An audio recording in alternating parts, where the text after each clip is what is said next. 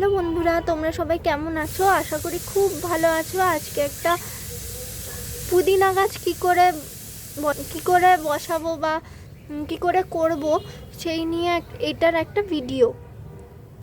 ধরো তোমাদের কাছে এরকম একটা পুদিনার ডাল রয়েছে, গাছ থেকে বেরিয়েছে, মেন গাছ থেকে এরকম ডাল বেরিয়েছে। এই যে এই ডালটা যদি মাটির সংস্পর্শে রেখে দাও বা এরকম চেপে রেখে দাও, এরকম চেপে দিলে 1 সপ্তাহের মধ্যে গাছ বেরিয়ে যাবে।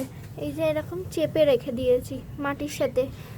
এবার যখন দেখবে শেকড়টা ভালো মতো হয়ে গেছে, গাছটা আস্তে আস্তে হচ্ছে, তখন এখান থেকে এই যে কাঁচিটা কেটে দেবে। তখন দুটো সেপারেট আর দুটো তোমার গাছ হয়ে গেল। যেমন এইটাও আমি ঠিক সেম প্রসেসে করেছি। তোমরা খুব সহজেই এরকম করলে খুব সহজেই এই গাছটা, পুদিনা গাছ তোমরা করতে পারবে। চলো আজকের মতো টিপস এইটুকুনি। চলো টাটা, নেক্সট নতুন ভিডিও নিয়ে আবার দেখা হবে। আমার ভিডিও ভালো লাগলে অবশ্যই লাইক করো।